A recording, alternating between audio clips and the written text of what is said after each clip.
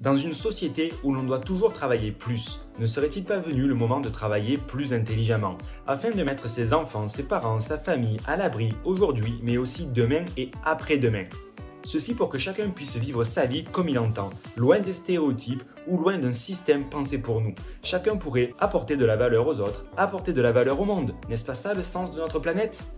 Ce monde est bien accessible à tous, grâce à la mise en place de revenus passifs où l'on n'a pas besoin d'échanger notre temps pour un salaire. Si ceci te parle, je te donne rendez-vous tous les mercredis pour réfléchir investissement immobilier, développement personnel et entrepreneuriat éthique afin d'avancer ensemble vers une nouvelle liberté qui est à portée de main. Hello très cher investisseur, je suis ravi de te retrouver dans ce nouveau podcast. On va parler aujourd'hui de ton pire ennemi. Avant ça, je t'invite comme d'habitude à liker ce podcast, à t'abonner à la chaîne et à nous mettre des commentaires en nous partageant ton retour, savoir qu'est-ce que tu penses de cela. Si tu as d'autres idées, si on a oublié des éléments de réflexion dans tout ça, le but du jeu est vraiment d'échanger et d'avancer tous ensemble. Alors, pourquoi est-ce que je te dis que ton pire ennemi, en fait, c'est pas ton collègue, c'est pas ton chef, c'est pas tes parents, c'est pas tes amis, c'est toi. Pourquoi est-ce que je te dis que tu es ton pire ennemi? Si je puis dire, en faisant une réponse rapide et simple, c'est que tu ne peux pas changer les éléments extérieurs.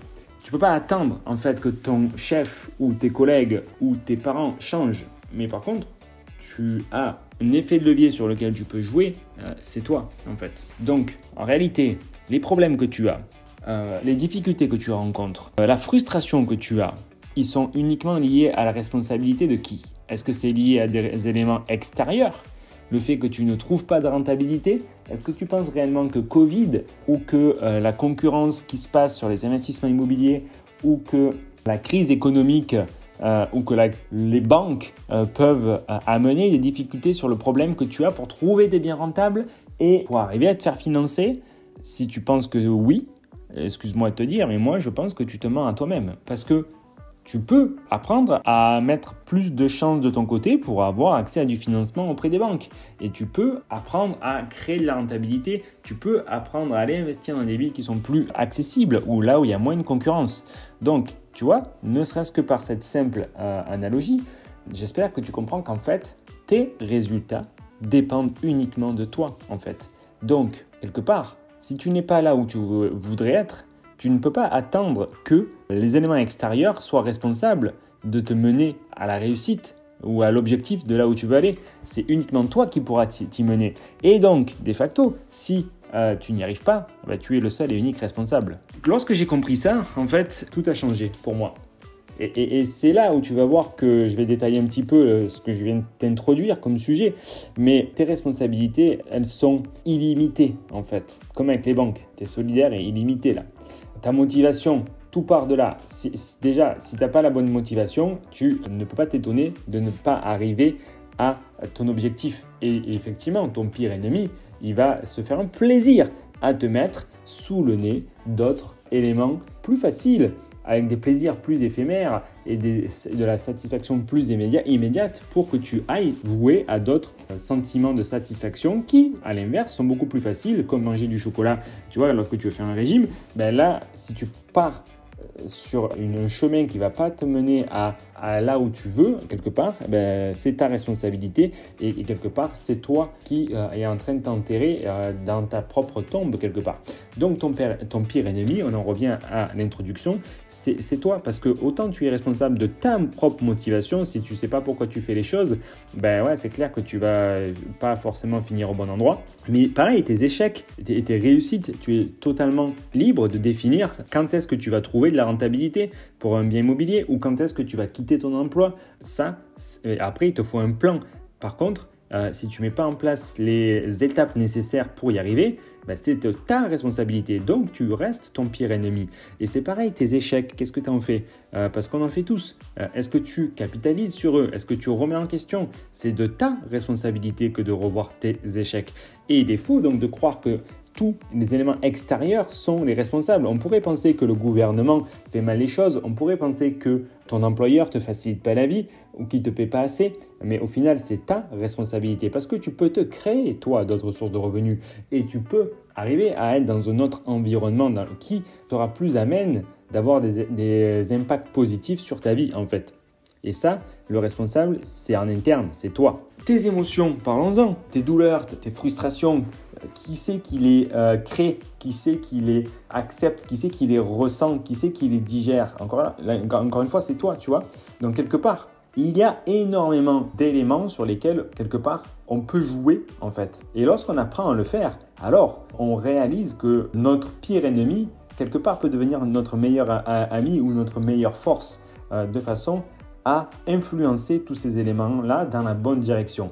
Mais si tu fais les choses pour les mauvaises raisons, par exemple parce que potentiellement tu as une mauvaise estime de soi, ou tu veux plaire aux autres, tu te sens en insécurité, ou tu as des frustrations, des peurs, des douleurs qui ne sont pas réfléchies et qui te font agir d'une telle façon, au final, tu ne prends pas les bonnes actions pour les bonnes décisions. Et ça, c'est le mal du siècle, je pense. Et ensuite, si tu n'as pas la capacité du coup à analyser, à réfléchir et à agir différemment pour mettre en place des actions qui vont te mener vers ton objectif, du coup, c'est bien dommage. Et ça reste là encore une fois de ta responsabilité. Donc si tu veux commencer à changer ces éléments qui t'auto-sabotent au quotidien, parce qu'au final, on peut croire, et j'espère que tu n'en es pas là, que le gouvernement va te sauver avec le RSA, ou que la banque va te faire plaisir pour financer ta résidence principale, ou qu'un investisseur immobilier va sortir d'une vente et va te donner une super occasion sur le papier et que ça va bien se passer et que tu n'auras pas de problème avec les travaux. Tu peux croire dans ce monde irréel des bisounours où tout est bon et tout est facile et c'est les autres qui t'apportent de la valeur et c'est les autres qui t'apportent de l'enrichissement et c'est les autres qui t'apportent des bonnes affaires. Ouais. Ou alors, tu peux arrêter de t'auto-saboter et de penser que les solutions viennent de l'extérieur et que c'est les personnes extérieures qui sont responsables des conséquences de ta vie et commencer à penser que ton bonheur, ta réussite et ton parcours professionnel, personnel, il est uniquement responsable. Il arrive uniquement de par les actions que toi, tu vas créer et donc de l'intérieur et non pas de l'extérieur. Donc, il y a des antidotes si tu veux commencer à prendre ton destin en main, tu vois, et de façon à ne plus attendre après des éléments extérieurs qui vont impacter sur ta vie et plus à toi, quelque part, mettre de la conscience sur ton pire ennemi et arriver à l'influencer du bon côté. C'est quoi ces antidotes? C'est pas compliqué, il n'y en a pas des masses. La première, c'est ce qu'on pourrait appeler la connaissance, les compétences, l'information, peu importe la formation. C'est en ayant accès aux informations, qui est le terme peut-être le plus généraliste et qui regroupe cette idée. Déjà, c'est de savoir ce que je suis en train de te dire là, mais même pousse un petit peu plus loin. Voilà, pose-toi les bonnes questions et en ayant les bonnes questions, en ayant l'information, du coup, tu vas déjà t'ouvrir un petit peu les chakras et te dire au final, effectivement, si tu conscientises que tu es responsable de la situation dans laquelle tu es, déjà, ça fait une belle étape. Et ensuite, là où tu veux aller et quelles sont les étapes que tu vas mettre en place pour y arriver. Ça, c'est ton travail si tu veux avancer un petit peu dans la vie. Et quelque part, prendre ton destin en main et pas attendre que les choses arrivent comme potentiellement gagner au loto, quoi.